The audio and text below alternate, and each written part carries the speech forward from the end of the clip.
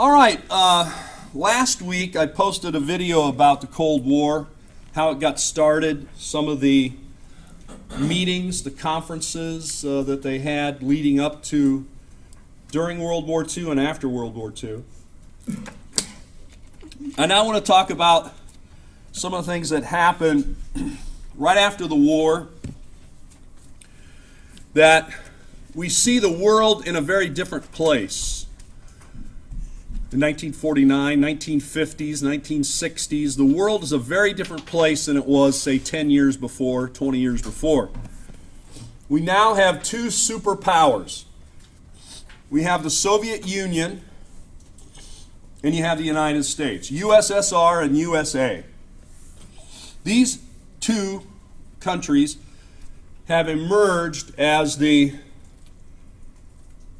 largest powers, most powerful nations, superpowers as they are called. And what we're going to see happening over the next 20 years or so is that everyone, almost everyone in the world, will be forced to pick sides. Are you going to go with the West, or are you going to go with the East? Are you going to go with the U.S., or are you going to go with the Soviets? Very few places can remain truly neutral. And that's going to affect foreign policy and, well, everything. Everything about people's lives for the next, say, 30 or 40 years. So let's talk about NATO then. You know, when I ended last time, the last lecture, I talked about how Germany was divided. It was divided east and west. Okay, so if you haven't listened to that one yet, please go back and do. But Germany is divided. Germany becomes the real focal point of the Cold War. Because there, you have the West and the East, right there. East Germany, West Germany. East Berlin, West Berlin. With a wall in between.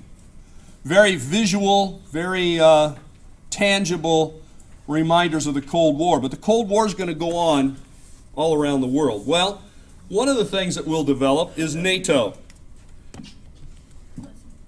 NATO,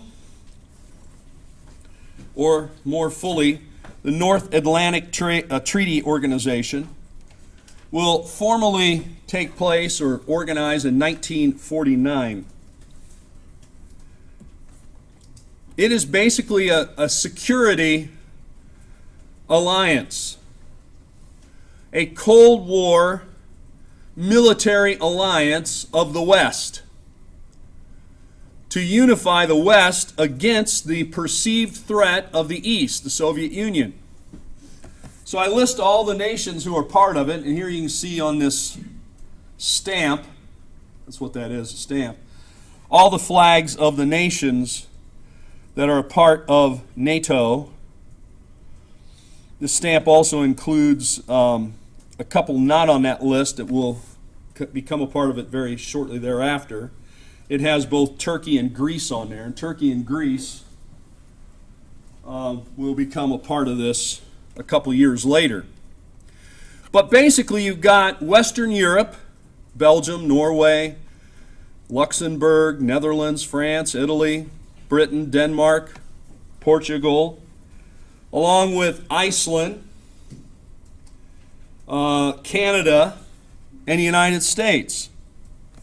Form a North Atlantic, see, it's across the Atlantic Ocean, treaty that basically says there will be mutual assistance if attacked. Mutual assistance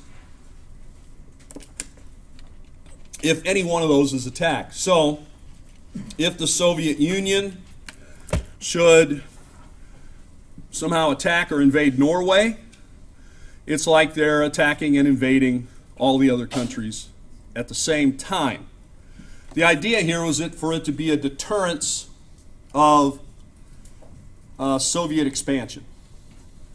And I guess it worked, right?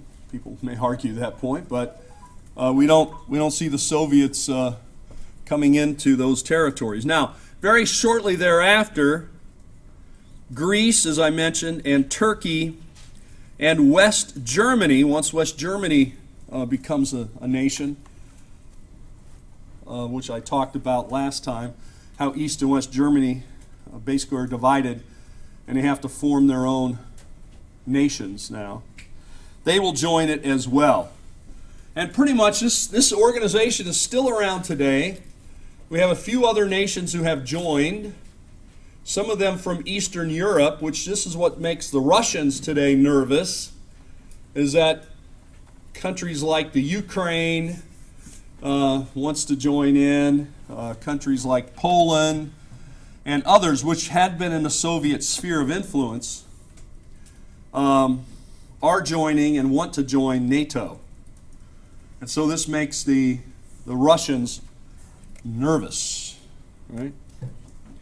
Because even though technically the Cold War is over, the aftermath of the Cold War, I think, is still around. Some people a few years ago, some politicians, said basically, the Cold War is over. You should need to stop thinking in the old Cold War way. But still a lot of tension with Russia. Still a lot of tension east and west. So yes, it's the Cold War is over, but the sort of rivalry is still there in some regards. All right, so here is a map that just shows you a little more visually who is in NATO. The yellow is in NATO. That greenish color, what do you call that? Teal or something? I don't know, whatever you call that kind of ugly green color here. That's the Soviet Union. And then the satellite countries. It's those satellite countries that you see hashed with a hash mark, hash lines. Some of those have now joined NATO, and that's what's making them nervous. But notice Turkey, Greece, Italy. So, all around here, except for, of course, Yugoslavia and Albania, which are also communist nations. Ireland, Northern Ireland's part of the UK, but Ireland, this is Switzerland, did not join. Sweden and Finland, not a part of it, trying to remain neutral, as they border the Soviets. But there you have it. Lines are drawn. Okay. Now, what do the Eastern powers do, the Soviet Union? Well, they start their own sort of NATO, we might call it, or their answer to it. It's called COMCON, or CUMCON, or some people I don't call it Comic-Con. This is like where you guys go for the comic books, and you have all the people dressing up like weird stuff, walking around, not being arrested. If they were out on the streets, they might be arrested, being suspicious. But if you just go to a convention center dress up like that, it's fine. But it's not that kind of Comic-Con. This is a different kind. It's called the Council for Mutual Economic Assistance. Okay? And Eastern Europe, European development, which will eventually lead to what is known as the Warsaw Pact. The Warsaw Pact. Okay? Warsaw Pact officially forms in 1955, which, of course, is their answer to NATO, and it has all of these countries in it. So, basically, the Soviet Union and pretty much all of Eastern Europe. Albania, Bulgaria, Czechoslovakia, East Germany, Hungary, Poland, Romania, and the USSR. So, the Cold War definitely has a definitive line in Europe, which Winston Churchill will call the Iron Curtain. Now, by the way, although I've had people write this down on terms and tests and things, The Iron Curtain is not a real curtain, and it's not made of iron. The Berlin Wall is a real wall. Also not made out of iron, but it's made out of concrete mostly. But the Iron Curtain is a line, a defensive line, which goes down all the way north to south across Europe. Okay? Many years ago, I crossed the Iron Curtain. I went into Eastern Europe back when there were a lot of communists there. It was interesting. I was there with a group that was taking Bibles and literature into communist countries. So I'll just leave it at that. But I saw Soviet tanks, I saw machine guns, I saw guys with very large binoculars up on towers watching you. It was interesting. But that was a long time ago. But it was definitely very real border. It was a very real line. But it was not made out of iron, and it was not a curtain. But it was a very real thing. So Europe is in a tense standoff as we enter the 1950s, the 1960s. What people had hoped coming out of World War II, many people had hoped, there could be a peaceful Europe. Those hopes were gone. Of course, the West blames Stalin and his desire to control Eastern Europe and control the politics and so forth.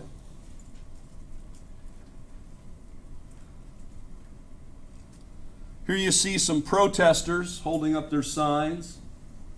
Russia and the puppet troops quit Czechoslovakia. That's not the kind of thing you can chant too easily, is it? Too long. Revisionism is imperialism. Well, okay. That was a little more catchy. Hands off, I don't know, down with Russians. Well, you get the idea, right? The Russians have, the Soviet Union has taken control of Eastern Europe, and they basically control those governments. They are considered by the Western powers to be puppet governments, not legitimate, freely elected ones. Now, of course, in the East, they blamed Truman, Harry S. Truman. They believed that the United States and Harry S. Truman wanted to surround the Soviet Union, wanted to destroy the Soviet Union, and so forth. Well, certainly there will develop a policy known as containment. U.S. foreign policy of containment, to contain communism, to try to keep the Soviet Union from expanding. Meanwhile, the Cold War spreads to Asia. There are after effects of World War I or World War II in China. China, its legitimate government at this point, at the end of World War II, is the Republic of China. It's supposed to be a democratic republic. I guess it was a democratic republic. Ruled by the president, whose name is Chiang Kai-shek. But of course, he is facing great resistance from a communist leader by the name of Mao Zedong and his communist rebels in the north. Here is a picture of Chiang Kai-shek. I like this one because it shows Chiang Kai-shek standing here and all these other guys standing there. I like this guy. He's pointing just in case Chiang Kai-shek doesn't know that these guys are working. This kind of reminds me of a lot of jobs I've had. A lot of people standing around pointing, making sure that I'm working while they're supervising. Well, anyway, You can see this on about any road crew or, well, just a lot of places. I won't mention any other places. Keep your eyes open for multiple supervisors watching a smaller number of guys actually work. So, Chiang Kai-shek, he's trying to show in this picture that he knows what's going on. He's out there with the people, the men. They're getting the job done. Now, the other problem, of course, China has, so you got this democratically elected leader, Chiang Kai-shek. His power is fading somewhat because of the communist ruler, or communist leader, Mao Zedong. But, of course, they both have to deal with the Japanese. The Japanese have been in China since before World War II, and Chiang Kai-shek has been trying to get them out. In some regards, Mao has too, but this is the problem of China. Makes China very weak. China had been made very weak throughout the 1800s, the 19th century, into the early 20th. And then became basically, again, weak when the Japanese come and control much of it. Tensions in China. What about the United States and China? Well, the United States became a big ally of our friend Chiang Kai-shek. After Pearl Harbor, you remember Pearl Harbor, right? The bombing by the Japanese of our main naval post on the Hawaiian Islands. It was then decided, of course, if we were ever going to defeat the Japanese, that we would have to launch an amphibious assault of Japan, which was going to be very costly in human lives. Not only American lives, but Japanese lives too. Because the Japanese had I want to use the word fanatical devotion to their emperor, but I think that's true. If you take a look at the kamikaze pilots willing to fly their planes with no fuel to come back. They were never going to come back. It was a suicide flight. And their mission was to try to find a U.S. ship and fly themselves into it. Okay? Anyway, the idea was if the Japanese would not give up easily, and so we're going to have to do an amphibious assault. The idea was we're going to have to do that from China. If China was our ally, we could stockpile material, soldiers, things like that in China along the shore, and then we could sail to Japan that way. So the U.S. wanted China to be a base of operations for an amphibious assault into Japan. Well, as we know, the U.S. develops a new weapon called the atomic bomb, or the A-bomb, which makes the amphibious assault unnecessary. That also changes our relationship with China and with Russia, or Soviets, and brings the war to an end. After the war ends, the communists are still in the north of China, and they're basically functioning like their own separate country, even though technically they are not their own country. Technically. And Mao and his people, the PLA, the People's Liberation Army, give land to the poor people and take it from the rich. That makes a lot of friends with the poor people. And there's a lot more poor people than there are rich. So that works out all right for him. And it builds popular support. So at the end of World War II, we see then that there are 20 to 30 million Chinese, a population of 20 to 30 million, under Mao's control in the northern part of China.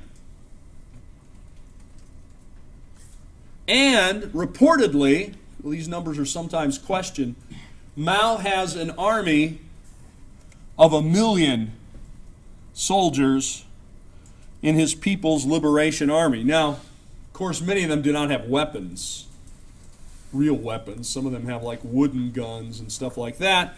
But at any rate, they're willing to march like you see in this picture. And it shows the strength of the communists in the north.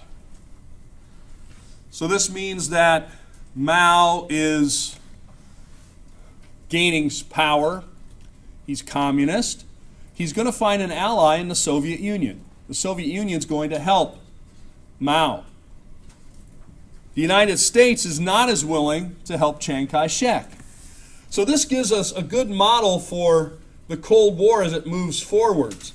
Here in the 40s, the 50s, the 60s, it's where basically, part of the reason it's called the Cold War is that, well, technically we're fighting this war from, let's say, 1945 or 1950 until about 1990, so about 40 years roughly.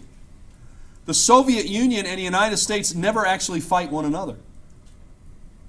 So in that case, while we are the two people at war, the two countries at war, we don't actually fight one another directly. All the fighting is done indirectly. This is much like what you do with your siblings. You don't fight directly, but you get one of them to fight another one for you. You know, oh, no, you never do that? Okay, well, never mind. Well, sometimes people have done that, right? They do it on a much smaller scale. You get two people sort of worked up with each other fighting, and then you just kind of sit back and you say, you know, my job here is done. I can leave now. I've made the peace, so to speak. An instigator. Maybe none of you are instigators. That's good. I suspect there are a few here, though. Well, anyway, let's move on. So what happens then is that the Soviet Union begins to help China. Why? Because China holds to communist principles. The Soviets hold to communist principles. Well, they're not identical, I suppose, in their ideology, but they're a whole lot closer than they are, say, with Chiang Kai-shek or anybody else in the West. Now, part of the deal, if you remember in that last lecture that I put online, is that Roosevelt had been worried that he was going to need the Russians in order to lead this invasion of Japan. And so he allowed the Russians, the Soviets, to lay claim to Manchuria, which was controlled by the Japanese, that the Soviets would move into Manchuria. So Roosevelt at Yalta let the Soviets lay claim to Manchuria in exchange to help with the invasion, what was thought to going to be a necessary invasion of Japan. As it turns out, when the two atomic bombs achieve a peaceful resolution without an amphibious assault, that's no longer needed. However, the Soviets still claim Manchuria, and they move into the area to push the Japanese out. Now, this becomes interesting because technically the leader of China is Chiang Kai-shek. Stalin says, hey, you know, we're moving into Manchuria, Chiang Kai-shek. But don't worry, Chiang Kai-shek, because we're just here to help you. See, I get nervous when, you know, authority people say that they're here to help me. That's just me. I get nervous. If I hear a knock on the door, they say, we're from the government and we're here to help you, I'm not exactly excited. What I tend to do is go out the back door and try to get away. That's just me. I'm sure it's going to be fine. So don't worry about it. I'm sure they're going to help you. In their own special way, they will help you. So, and this is most people believe this was a ploy, that the Soviets really didn't want to help Chiang Kai-shek. Of course, you might say, well, that's too cynical. I'm sure the Soviets were very sincere and that they wanted to help Chiang Kai-shek. But at any rate, what I do know is true is that very shortly after the Russians moved in, the Soviets moved in, Mao and his communist forces begin to take over Manchuria. Chiang Kai-shek never gets a hold of that territory. And that just adds to Mao's territory then. So then, in fact, we end up with what we might call two Chinas. Sort of two states, one official, one unofficial. One a republic, one communist. And so then in 1949, Mao announces that he's taking over Manchuria, and then the Soviets become military advisors to Mao. This is why most people don't believe the Soviets were really ever there to help Chiang Kai-shek. And in 1948, the People's Liberation Army takes Beijing. And then in 1949, Mao announces that he is the leader of the official government of China, and it's called the People's Republic of China, beginning in 1949. And this is still the government that's in China. What's going to happen then is that Mao's forces are going to begin to push Chiang Kai-shek's forces south out of China, out of the mainland part of China. They'll be pushed further and further south until they finally flee to the Chinese island of Taiwan, which had been controlled by Japan, and they called it Formosa, but Taiwan. So today, we still have two Chinas. We have Taiwan, which is the Chinese Republic of China on Taiwan, that still claims they're legitimate rulers of all of China. And then we have the People's Republic of China, much larger, much more powerful, which is communist and controls the bulk of the land, 99% or whatever. So that's how that happens. And so the United States, over the years, at first we were strong supporters of Taiwan.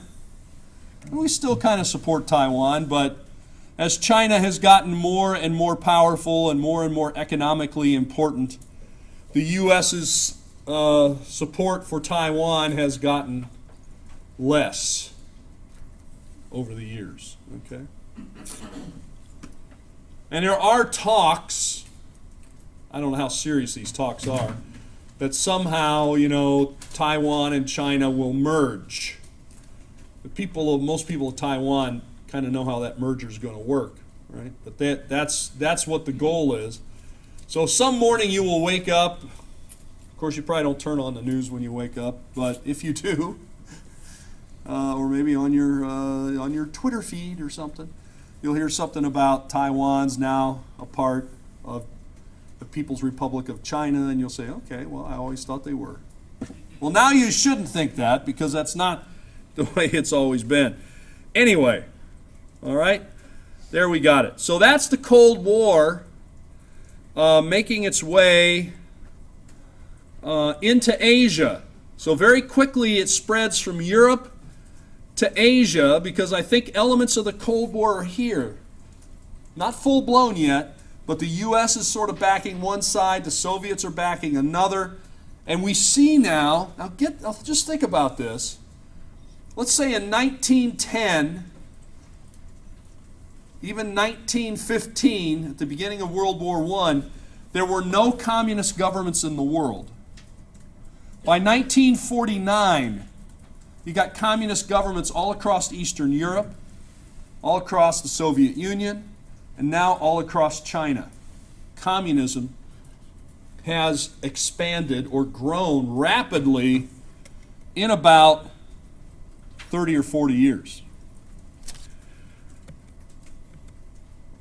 Well, here's a map that just shows you Manchuria. I don't know how instructive that one is. You see the Soviet Union to the north.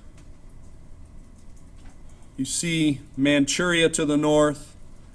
Notice the Korean Peninsula, and then China and Japan. Well, Truman takes a lot of heat for this because remember, Chiang Kai-shek had been our friend, our ally, right? And now Chiang Kai-shek has been forced off the mainland of China onto an island, and Mao, who will soon be called Chairman Mao, is controlling all of the mainland of China. And so many in the United States Congress, you can't imagine Congress would ever criticize a president, but they did criticize Truman, and they said, how could this happen?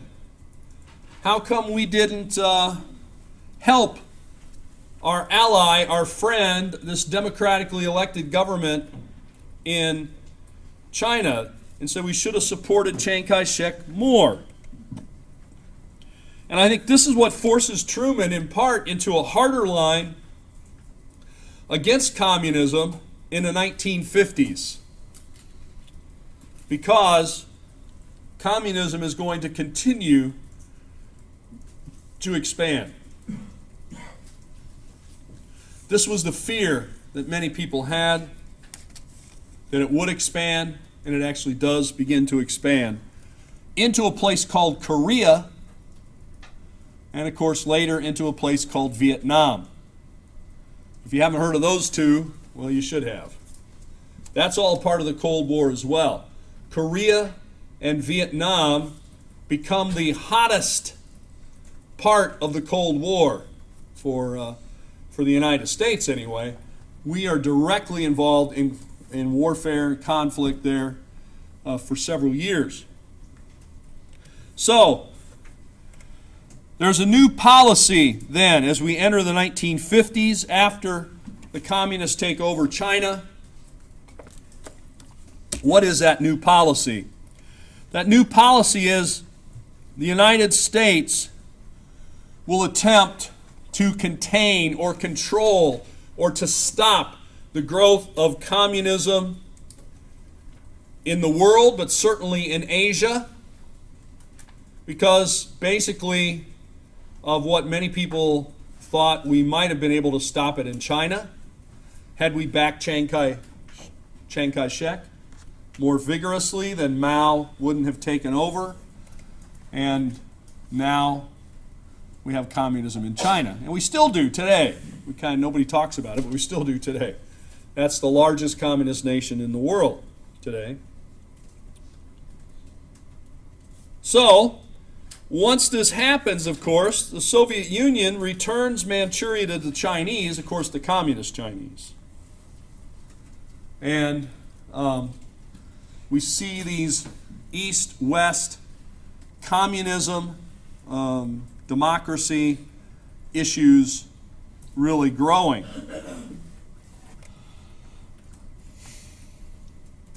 Well, something else happens in 1950. China occupies Tibet. I know most of you, as I walk through the parking lot, I see you have Free Tibet bumper stickers. No, I haven't seen any here, but I have seen them in certain places. Well, free Tibet from what? Free Tibet from the Communist Chinese, who took it over in 1950. And they still control it now, almost 70 years later. 68, 67, 69, maybe, getting close to it. China also wants to control or have great influence over Korea, Taiwan, and Vietnam. Just as the Soviet Union had their buffer zone, so to speak, in Eastern Europe, the Chinese want their buffer zone in Korea, in Taiwan, and in Vietnam. So here's Vietnam, here's Taiwan, here's Korea, the Korean Peninsula. And of course, we know that these are going to become flashpoints for the Cold War. Disputes over Taiwan raised tensions, and since Truman and others had already become keenly aware that the communists had expanded in China, they then came to the defense of Chiang Kai-shek over Taiwan. And so we began to actually send our naval forces to patrol the waters around Taiwan. We've had military exercises around Taiwan, joint ones with the Taiwanese, I guess they might maybe are called, forces. Basically to have a show of strength to communist China, that Taiwan's not on its own. And that was much more back here in the 1950 than it is today. Also remember that Korea had been a place where the Japanese had controlled for 40 years. You got to keep that in mind. The Japanese took over the Korean Peninsula about 1905, and they control it till the end of the war, 1945. So now in the aftermath of World War II, what's going to happen to this territory that the Japanese had once controlled? Well, then it becomes sort of a bartering chip in the Cold War. Much like what happens in Europe, the decision is made that, of course, Korea should remain unified, and that Korea should have their own government, and that Korea should have free elections, just like we had said should happen in Czechoslovakia, Poland, and all those other places. But what ends up happening, of course, in Korea is that the Soviets are teaming up with the Chinese in the northern part, and so the communists are very powerful in the northern part of Korea, while the U.S. and others are supporting those in the southern part of the country, so it remains democratic. And it's still that way today. If you've been watching the news or not, you probably know that North Korea is one of the most repressive governments in the world, at least in the top 10, right? And that it's communist, and that it has a dictator, and that he is developing or has developed, I guess there's some question about how far along it is, nuclear weapons and missiles to deliver those weapons he's been working on. So I know somebody made a movie about this a few years ago. Whenever I would bring it up, students would laugh that the guy was just a joke. I forgot the name of that movie. It had, who did it have in it? Seth Rogen maybe? Or The Interview, yeah. And so the whole thing was a joke. The guy was a joke, you know. I said, well, you know, wait and see. This guy gets the missiles. He's got the weapons. He can hit, certainly Japan. He can probably hit the Hawaiian Islands. But pretty soon he's going to be able to hit like the west coast of the United States. Then maybe it won't be a joke anymore. So this is an area that's really being watched. Perhaps some improvement has been made. I don't know. It's hard to tell with this guy. At least he stopped some of his testing for a while. But he kind of goes through these cycles, defying the West, defying the United States, and continuing on. Well, so this is Korea, and this is why we have a North and South Korea today. We're going to talk more about that, and we'll talk about the Korean War.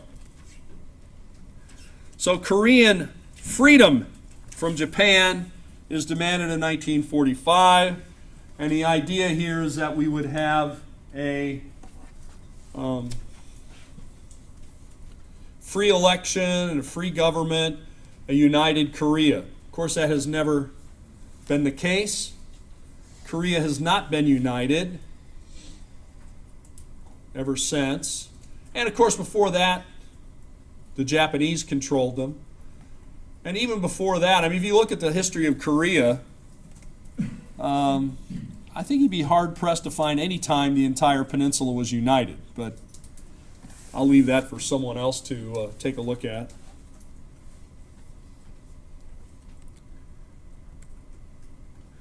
So here we see the territories in question: North Korea, Vietnam, and Taiwan. And if we zoom in on Korea,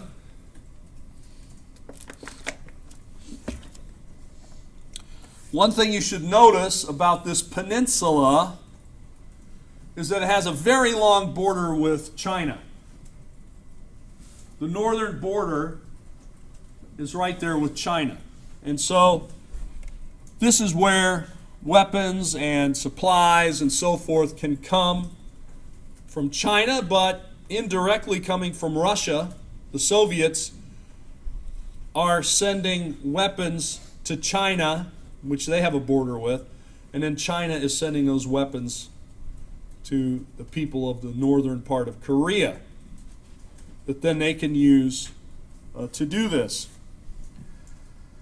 Basically what happens then at this point is that just like there were zones in Germany, if you remember the lecture from last time, Germany was divided into zones of the British, the French, the United States, and the Soviets. Here, Korea is divided into a Soviet and a U.S. zone or area. In that zone, you can see the line here, just sort of north of Seoul. There's a line that goes across where it eventually will divide. But at first they draw an arbitrary boundary.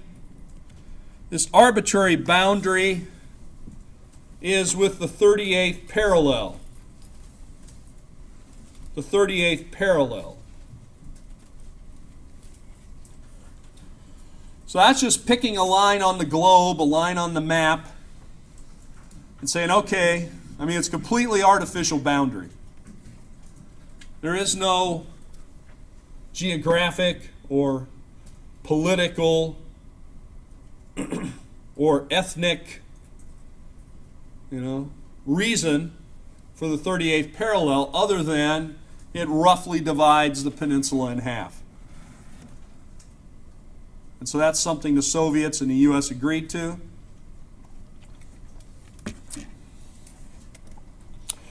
And we see a crossing is set up there, as you see in this photo. You're crossing the 38th parallel. To the south of the 38th parallel is the U.S. occupation area. To the north is the Soviet occupation area. The plan was the countries, or the country of Korea, the two sectors, the two regions, would get reorganized in the aftermath of Japanese control. There would then be talks and negotiations and elections, and a unified Korea would emerge out of this in a year or two. Well, that didn't happen. Right? Definitely didn't happen. Tensions between the U.S. and the Soviets and so forth will eventually lead to two separate governments being set up, one in the north and one in the south, in June of 1950.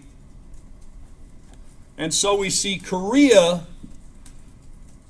I mean, you can see elements of it in the communist takeover of China. But certainly in Korea, you can see how the Cold War had spread from Europe to Asia in just a few years, all in the aftermath of World War II. And of course, then this is going to turn into a conflict between the two.